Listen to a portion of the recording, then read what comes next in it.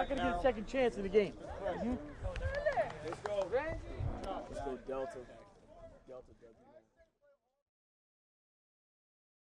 I'm going to talk a little bit about our all-purpose passes.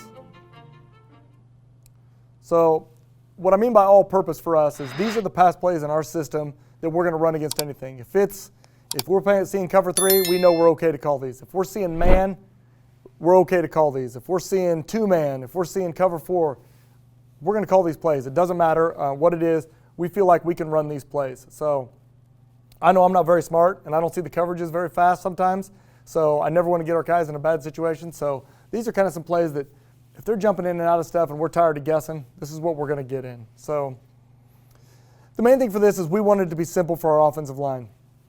Our offensive linemen in our entire system only do about 6 different things. We have one main protection, and then, well, of course, we have a sprint out protection. But these are going to come out of our main protection for us, what we call our 60 protection. We knew when we started this thing, if there was thinking to be done, we wanted it all to fall on the quarterback. So if you want to be the quarterback in our system, you've got to study, you've got to know what's going on, and you're responsible for what happens out there. The other guys, we just want them to know what they're doing and go full bore. They shouldn't have to think very much. And when we started this, we knew this. We wanted our entire system to be flexible. Flexible on offense, flexible on defense. I swore when I came here that we were never going to try to, fit a square peg in a round hole. We don't know, we've got, roughly 210 boys in our school. And if we've got 210 boys, we don't know if they're going to be big, we don't know if they're going to be fast, we don't know what they're going to be, but we knew that we wanted to be able to build around them. So all of our stuff, run and pass game, is all built around what we're doing. We're a spread team and we have been, but I'm not saying we always would be. The other thing is, I've built my whole career on speed. I've been I ran college track, I've coached college track, coached high school track, and we wanted to build it all on speed. Our job, we say in the off season, is to get them fast and durable, and we're going to make sure they're fast. But because of that, we know we're not always going to have a quarterback that is, throwing the ball on a dime. So we wanted to be able to have pass plays where we knew we could get the ball in the receiver's hands, let the fast guys run with space, just like everybody else is trying to do. But that's really the focus of all of our pass game. So drills that we do every day. I didn't diagram these because I don't think they're anything unique to what anybody else does. But the first drill we do every day, and this is kind of a warm-up, is we call it the downhill pass. And our quarterback will line up on the sideline, and our receivers will just jog slowly to him from about 10 yards out, and he will throw the ball to him. And the main reason to do this is, we run a lot of screens where you run back to the quarterback. We run a lot of hitches where you come back to the quarterback. And we didn't want our receivers fading off as they catch it. So every day they're going to come in. And we're not screaming the ball into them, but we're just nice, steady throws. But they're definitely moving forward as they catch the ball. That's our first drill to warm up every day. Then we'll go into noose. And, we'll give the receivers about a 10-yard area, and we'll set up 2 linebackers at those 10 spots that are stationary, they don't move. And we'll jog back and forth, and our quarterback will throw the receiver to the shoulder furthest away from the linebackers when he stops. So that's kind of a drill for our quarterback and for our receivers. Of course, we do pat and go like everybody else does. I know people do the extensive pat and go with the 2 lines and those types of things. We just do the regular circular pass and go where the quarterback is throwing to each line and then he's dropping the ball to the other quarterback. But we get most of our quick game practice from pat and go. We don't practice a whole bunch of quick game. We do a bunch of it in our pat and go, which gives us more time to work on our all-purpose stuff. Early in the year especially, but almost all the time, we'll do the 5-ball routes on air. So what that means is obviously we'll have a route called for the receiver. We'll have 5 quarterbacks. Players will snap the ball to him all at the same time. Quarterback 1 will drop back. He'll throw the first read the corner.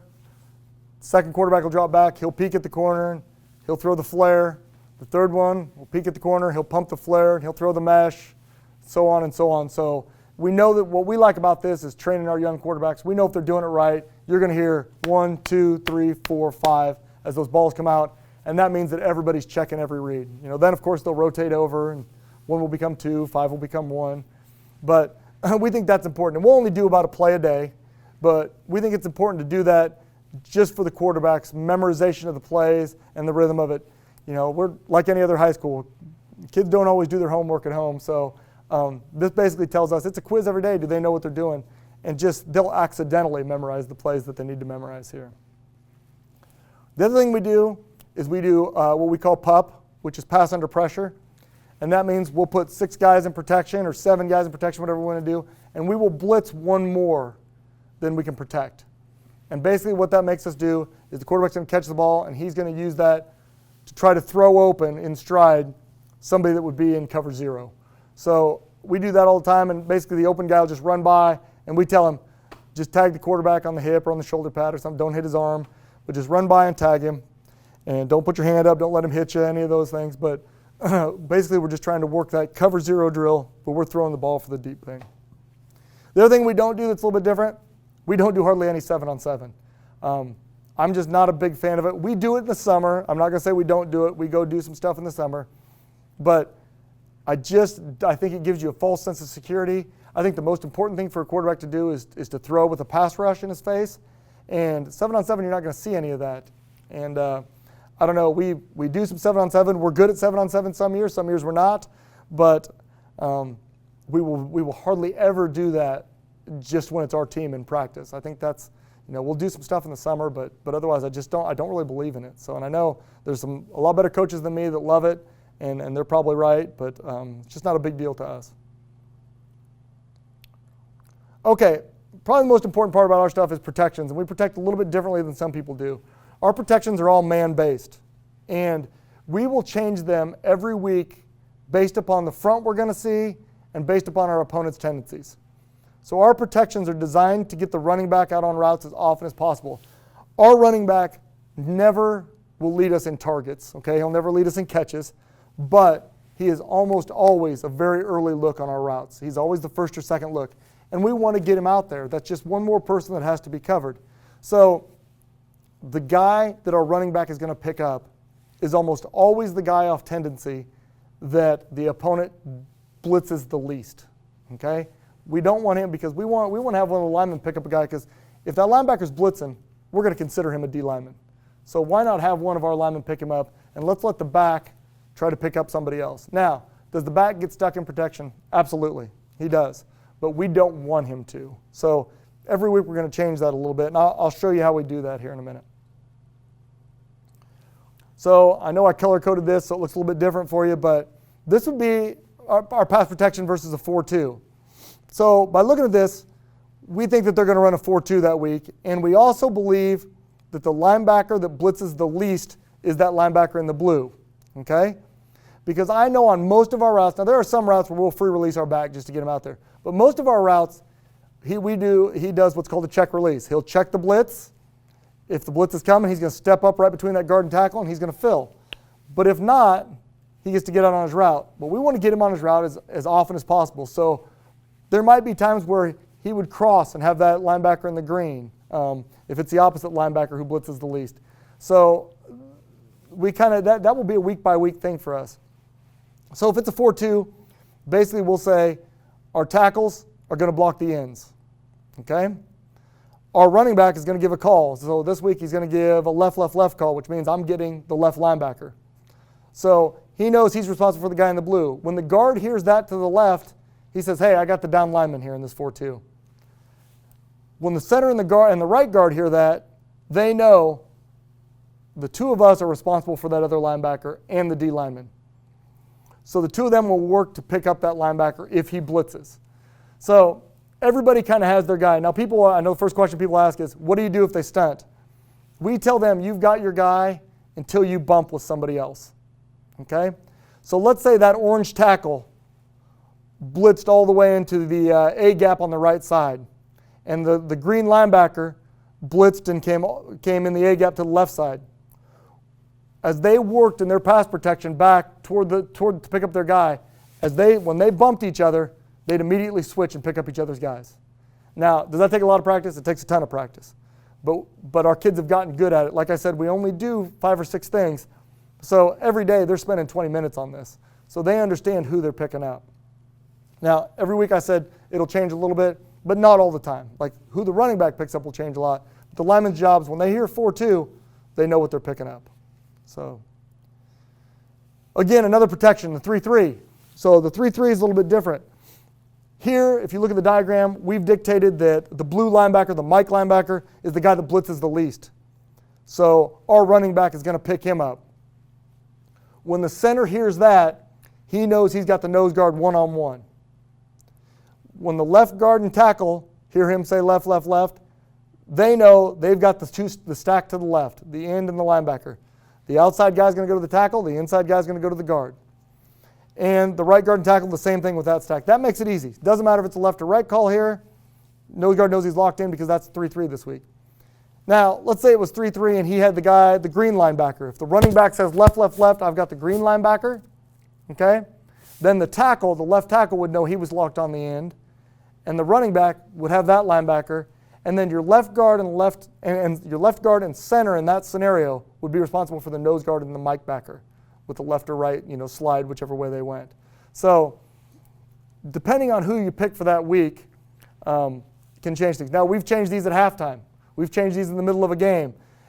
Your running back has to be able to think a little bit and just communicate that with the lineman. So I think it's important that you be flexible with it, but like I said, by only doing 1 or 2 protections, it's made it really easy for us. So, and then here's, of course, the 3-4. And we've dictated that nickel back or that nickel linebacker on that side is the least likely to blitz. So our running back, or our F as we call him, he's going to be responsible for that guy. What that does is it lets the 2 tackles lock on the ends and the center lock on the nose guard. The guard to the left, because he's gotten a left call here, he's got the inside backer. He's got nothing else to worry about if he comes. The guard on the right is going to be in a dual read situation here. So if he's on a dual read, he's going to have the inside linebacker if he comes first. If not, he's going to take the outside linebacker if he comes. So he's got a dual read. He's reading both. Now, what happens if they both come? If they both come, the quarterback is responsible for getting that ball hot to that inside number 2 receiver, and he'll get a hot call from him. So will the running back dual read from one side to the other? We want to avoid that as much as we can. I know there are some teams that do stuff like that, or they dual read the 2 inside guys.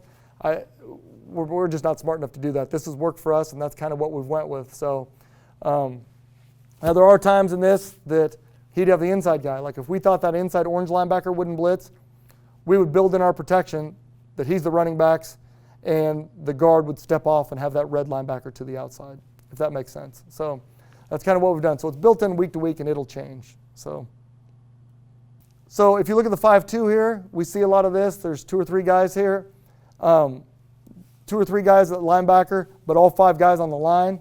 And as those 5 guys line up, we've got to give a 5-0 call immediately. And that means these 5 guys are too close to the line of scrimmage. Let's pick them up.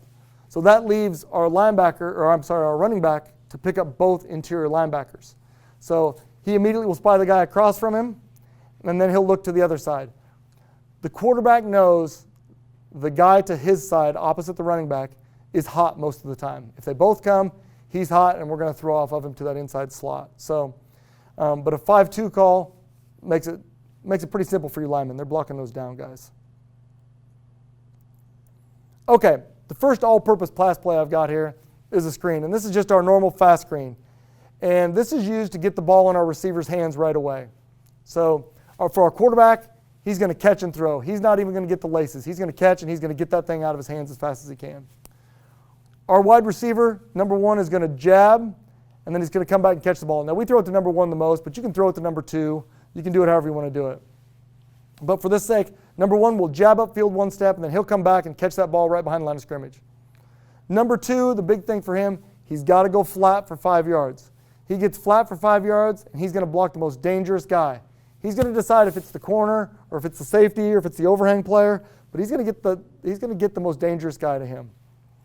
And then number 3 is going to go flat for 5 yards, and he's going to block number 2 most dangerous. Now, obviously, if he's not there, we might get the back out. The linemen are just going to run, and we just basically tell them, you're going to reach and try to get in the way of this play. So I know that sounds pretty simple, but they're really not that involved in it. So here's a good look at our fast screen. It's been a great play for us, especially a few years ago when we really got this offense rolling. It was a great play. The best advice I ever got from somebody was, when we switched the spread, because I used to be an option guy for years, and he said, when in doubt, throw the screen. And we throw the screen against a press. We'll throw it against man. We'll throw it against zone. It does not matter to us. We'll throw it against everything. So we're going to throw it this way toward us on the screen. So the receiver come back and catch the ball. So you guys get a little block, and you got a nice gain there by the receiver. So we'll see that one more time from the end zone here. Catches the snap, turns. Catches it right there, and you see a big seam right there. So let's watch that again. 2 quick little blocks, don't take very long, and the hole just opens up, and he runs and gets big yards. So that's our fast screen. Really simple, really easy play. I think everybody has this in now, but that's just the way we do it. So here's a good look at our fast screen. We really try to stress being flat. So right there is not out of trip, so we're going to try to get our running back involved in that too to get there. Sometimes he will, sometimes he won't. Good coaching point for our receiver is once you catch the ball, I always tell him, you get me 3 yards, then you be the best athlete you can be. But you get me the 3 yards, get your team the 3 yards, then you can do what you want to do. And sometimes they'll make some great plays out there, but what I like about that is it's never a lost play when you get those 3 yards. Probably the easiest play we have, spacing, and I know people run this a lot more complex than the way we run it. We make it as simple as we can. But this is the easiest play we have physically and mentally, okay? And we will tag this route all the time. We'll tag it to the trips, we'll tag it away from the trips. But we always run spacing the play to the trips. So basically what we're going to do is we're going to tell wide receiver number 1, you're going to run a 6-yard hitch, and you're going to angle 2 yards from the sideline. I'm going to show you a video, and he doesn't get close to there. If he did, it would make it a lot easier on our quarterback. Wide receiver number 3, the inside guy, is going to run a 6-yard hitch over where a ghost tight end would be. So it's almost like a stick route that people run, but he's going to run and get inside there. And number 2, he's going to split the distance. Okay? He's going to split the distance between those two. The solo wide receiver, he'll be tagged with something else all the time. So we have different things we'll do with him or we'll tag him. But we're looking at that triple hitch on that side. If they don't want to cover them with 3 guys down, then we're going to take advantage of that. And we're going to throw that hitch over and over and over. Our running back's going to run a check down, where he's basically going to step up the block. If there's nothing there, he's going to drift over the middle and try to be underneath those linebackers. We get a lot of catches that way. For our quarterback, he's going to look pre-snap for the grass, and he's going to catch and throw and take what they give him. So we always want the easy stuff. If it's not there pre-snap, then he's going to look outside to inside to check down is what he's going to look for, unless, of course, X is tagged, which is often part of that makeup. So here's a good look at it. I know wide receiver number 1 here. I know he doesn't get wide enough here. Those numbers are at 9 yards. He should be getting a little bit wider. He doesn't do a very good job stopping. I mean, if you look at that play, there's big yardage. There's, 15 yards probably, something like that, 10, 15 yards. And we didn't really do a very good job there of running very good routes. So if you take a look at this, those aren't even very crisp routes, but just by their alignment, hey, that's easy. I like what our number 3 receiver does there, the big kid. He comes inside and he sees there's not space for him, so he bangs a little bit and tries to create a little bit of space.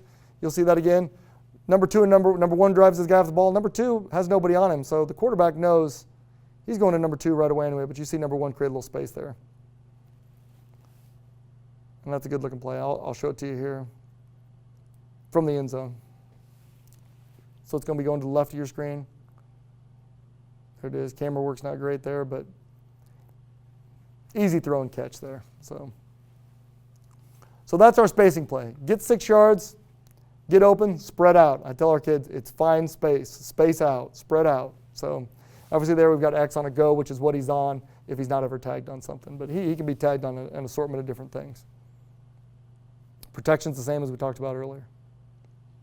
Okay, slants. This is your typical slant arrow, okay? Now we can change some things on it, tag some things, but typically it's just a slant arrow concept. Our quarterback is going to be catch and throw, and he's going to read the flat defender just like everybody else. Here's what we like about it. A couple years ago, this became a catch-all for us. We were seeing people who we played against who would line up and press, and then right before the snap they'd bail, or they'd line up off, and then they'd press, and you see all sorts of different looks when you throw the ball a whole bunch. What we do now is if we know it's man or press of any sort on our slant arrow, let me go back. If it's zone, if we see people playing regular zone, we're going to run that arrow underneath the slant just like everybody else does, and we're going to take the easy throw that the defender doesn't take. But if we're seeing press or people are up tight or we're seeing man, we've changed it so we'll deepen that arrow just about a yard, and then our slant will rub right off his inside shoulder, and we'll actually rub to free that slant up, and it becomes our catch-all. Now, we don't talk about it. We don't do anything. Our guys just know when they see it. There's no hand signal. They just know when they see it, they're going to rub for each other. And that's kind of where we went with it, and I'll give you hopefully a good look at both those here. Okay, so here's a good look against the zone. So this is going to be your regular slant arrow. And obviously they've overcompensated one side here. But there's just an easy, quick throw to slant because that's the open void. And he hits it for a big gain for a touchdown there. Here it is from the end zone view. Got a lot of space to the wide side. Their backer's supposed to get under that slant. He obviously doesn't get there quick enough. He's trying to, but by the time we catch it, he's gone. So let's look at it now when we get a little man coverage here. How are we going to run it? We're going to try to pick for each other a little bit, screen for each other. So it's going to happen to the top of your screen here. And there you see him go underneath. They don't really rub. I always tell them make it click, make your pads click. I want their shoulder pads to click up against each other's. Obviously it didn't happen there. You saw a little bit of space, but it was still enough to rub for each other. So let's watch it one more time because you get a lot better view of it here than you do the end zone. So there it is. The arrow deepens a little bit. And you see number 12 for us. He knows he's basically looking for, there's going to be some sort of contact there, but the guy backs off and there is none, which makes it, completely legal. But there it is. And the guy clears underneath, and they're trying to switch off. 24 for them was trying to loop back over the top, which is a pretty hard job there. So here it is from the end zone. Just see it going to the left here. And that gives you a good look. That gives you a different look at how open he is for the quarterback. Just off a little click of the pads there. Much easier. Man coverage slant, and there's nobody within 3 or 4 yards of him. So that's what I like about our slant arrow. It's changed a little bit. Is just, if it's man, we got to make it work. If it's man or any sort of tight coverage, that's what we're going to do with it. So there's a good look at it, just a drawing of it. I think you guys all know that without seeing the drawing. Okay, mesh. I know you hear all sorts of mesh. The air raid mesh is the big play. We were terrible at mesh for a long time. Our most productive passing year here, we only ran mesh 2 times and we didn't complete it. Then we had a quarterback that didn't have as good an arm as the previous kid, but for some reason, he found a lot of comfort in mesh, and it's become a really great play for us ever since he's been here. It's great versus man or zone, and it is an excellent goal line play. When we get down on the goal line, we like mesh. We obviously like to run the ball too, but we like versions of this. And there's obviously counters off the mesh too that we'll run down there. So let's say we're running mesh to the right. Number 1 is going to tighten his split down a little bit, and he's going to run a corner route. He's our first look, our first peek. We know that if he's going to beat his guy, boom, the ball's going out to him. Number 2 on the right is going to mesh at 8 yards over the ball with number 2 on the left. I always tell him 8 yards, and it ends up being 5. But if I told him 5, it'd be 2. So we always tell him 8, and it ends up being 5 or 6. But we want him to mesh. And basically, he's going to just run a direct line, a mesh route, which you'll see. And we want him to click. If he's coming from the right, we want him to click his left shoulder pad with our other receiver's left shoulder pad as he comes across. Number 1 on the left is usually some sort of tag. We'll do something different with him. And the running back runs a shoot to the number side. Okay? So these 2 guys are going to mesh, the 2 number 2 guys, the 2 inside slots. The quarterback is going to be on a 3-step drop from the gun. I think that's important because you've got to give him time. The big mistake we always made is we came off that corner route too fast. Okay? You got to let that corner route develop a little bit, then go to your shoot. So the progression for us is corner, shoot, mesh, backside mesh. If we tag something, that could change it, but that's our normal progression.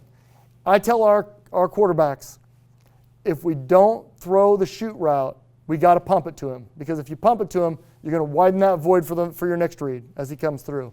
There are a lot of times, though, we'll run this mesh, and the back will have to stay in and block. If they're bringing their backers there, which you get a lot in the goal line in the red zone, the back has to stay in. So in that case, it goes corner mesh, backside mesh, and the backside mesh has been really good to us as well. So one thing, if you run this play and you haven't ran it before, practicing the mesh, and I don't just mean the play, but I mean the mesh between the 2 receivers is super important.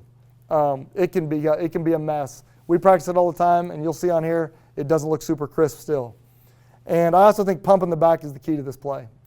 I like it when the back gets out. If he doesn't get out, I think it's an average play, but if the back gets out, I think it's a very good play, and he'll catch the ball a lot in this.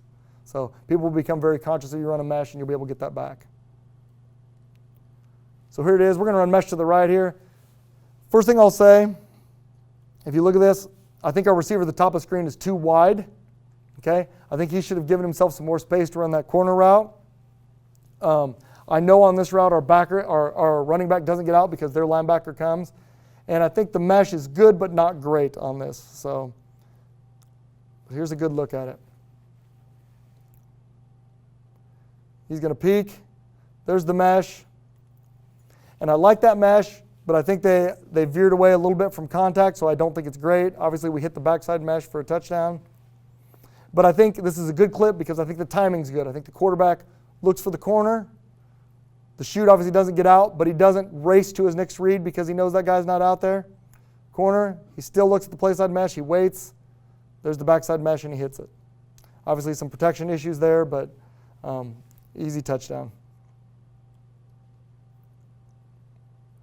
Here it is from the end zone. I don't think this is as good a look, but it gives you a different look at it.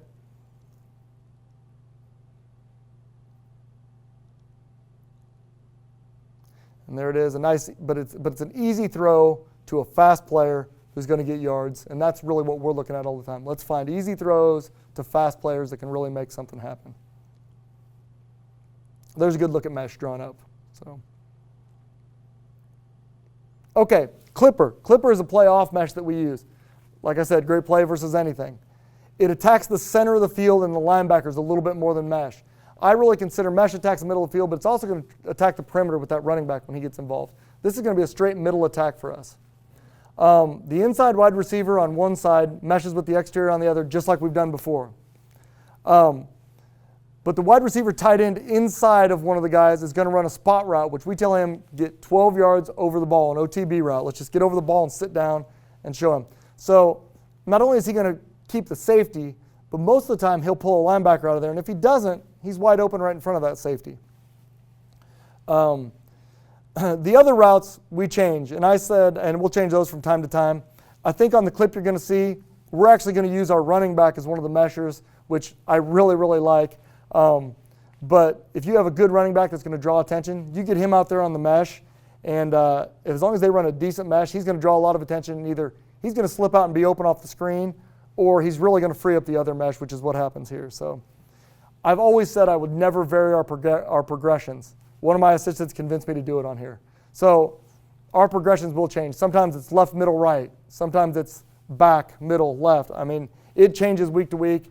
If your quarterback's smart enough, he can handle it. I swore I'd never put our quarterback in that position. I did it all year this year. So times change, I guess. Here's a good look at it. And for us, the play's called Clipper. If we call it Flipper, that means the F is going to mesh the running back. So you watch the running back mesh to the left here. Here he zips through. Obviously, he draws a crowd because he's arguably our best player. And another really fast kid catches the ball wide open in space off an easy throw, which is what we're trying to get here. So let's watch that from the end zone angle here. And you'll see the back slip out over the middle. Other receivers probably a little too wide for my liking, but the mesh still happens close to the center of the field. And there he is open. I'll let you see that one more time. But I really like the mesh with F, with the running back.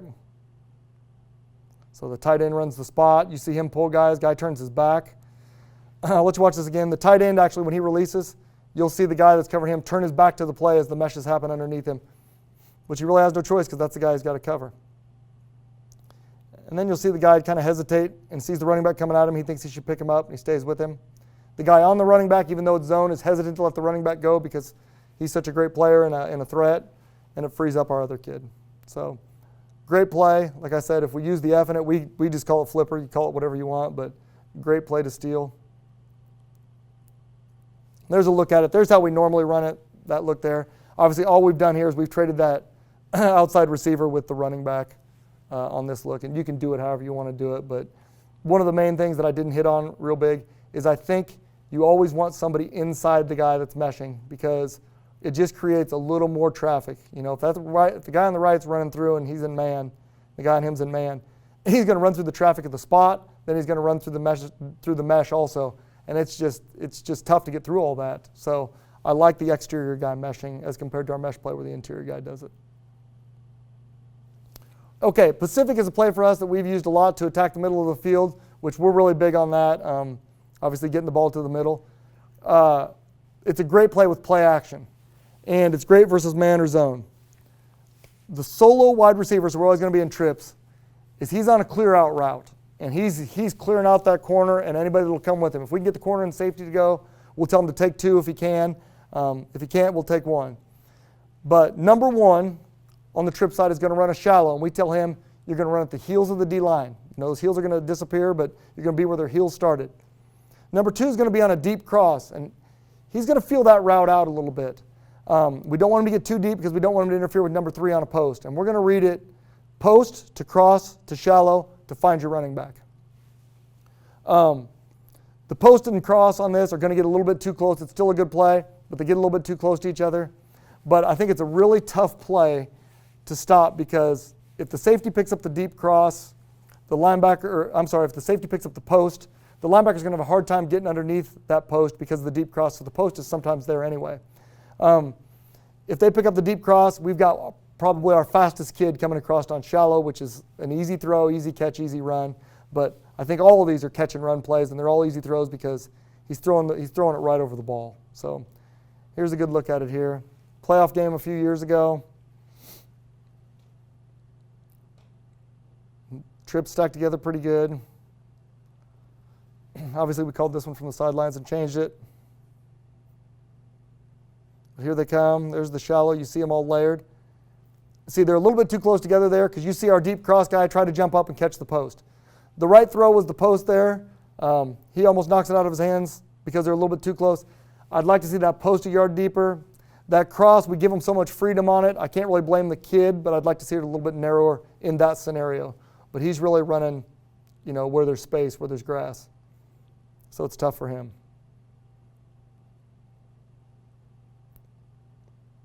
And it helps if you get somebody that can run after the catch like that too. So here it is from the end zone. Pacific from the end zone. Guys are going to cross from your screen's left. You'll see 32 and 22 and a heck of a bind here for them. And they're actually both open. He could have thrown the cross, and I think the cross could have scored. They're actually both open there. And he hits the deeper one. But you get so many guys flooding that zone, it just puts them in a bind here. You give them a lot of stuff to look at with guys crossing underneath them, crossing behind them, and they've got to make a decision. And there it is. So that's our Pacific play. It's been a great play for us. There's a good look at it. And like I said, that cross ran by number 2. We give them some freedom. And you can tell that post route to get skinnier a little bit, but it's tough. They'll drift together. That obviously I was looking for a good clip, and that's the one I found, but that's probably the dicey part about that play. Is if you want to give them space to run, they may run a little closer together than you want them to. But nonetheless, been a great play for us. Okay, 4 vertical. We love it versus 1 high or 2 high. There's tons of ways to convert this, but we don't really do any of them. I know people I see all the time where people run posts or the outside guys become comebacks, and it just was too complicated for us. We weren't getting on the same page, our quarterbacks and receivers, and so we just decided we're going to do the same thing every time. It doesn't matter if it's 2 high or 1 high, and I know that sounds a little bit crazy, but we try to keep it really simple, and the way we do that is number 1 on each side is going to run down the numbers and give the quarterback room to throw it outside.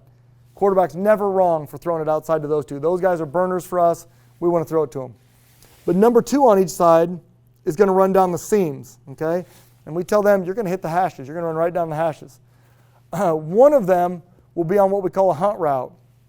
And all we tell him this is if you don't beat your guy vertically, you're going to turn your shoulders back into the quarterback, which is going to cause him to bend around him a little bit and try to give the quarterback numbers, which is going to make an easier throw. I'd love to tell you that we could zip it in and dump it over his head every time, but you just can't. And we like bending or hunting it, where one of them will kind of bend in, and he'll come off his landmark a little bit, but he'll try to give a big chest to the quarterback, which is going to give him room to throw it. So he'll bend those things back and show his numbers to the quarterback. The quarterback versus number 1 is going to read the free safety, and we're going to bang out one of those seam routes. If he gets a too high matchup, he'll either look for the hunt. If he doesn't like it, he'll check it down, but he's never wrong to throw outside either on that. So he could be looking matchups and doing a number of different things. But we just don't adjust our routes very much because, like I said, we adjusted the slant route like I talked about earlier, but we like our quarterback to do all the thinking, okay? And that's kind of the reason for that. So here's a good look at 4 vertical here. This is a second round game a few years ago, I think. Ball's going to go to the slot in the upper right here. But you'll see them just hit their landmarks. I think the outside guy, number 1 on this side, drifts a little too far inside, which could have cost us. Much better view from the end zone here. And I think that number 1 on this side gets a little too close. He should have stayed outside on the numbers. He obviously is inside it. But he beat his guy over the top here, so he doesn't hunt. He just gives himself a little space to the outside because our guys know if you're a seam runner, you get between the hashes and the numbers. If you're number 1, you get from the numbers to the outside. So that's your space to work with. Like I said, our number 1 should have been way outside of there. But number 2 does a good job providing space. It's obviously not the hunt, or he knows he doesn't need to, and he catches the ball right there for a big gain. So good play for us. I know there's a lot smarter guys than me that are doing different things and different things off of this, and I think that probably can be very successful for them. It just didn't click with us for some reason, so we've kind of stuck with not altering anything.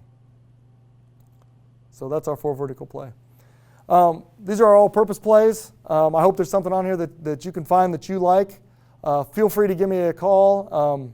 Email me, let me know if there's anything I can do for you. I certainly will, but I appreciate your time. Thank you.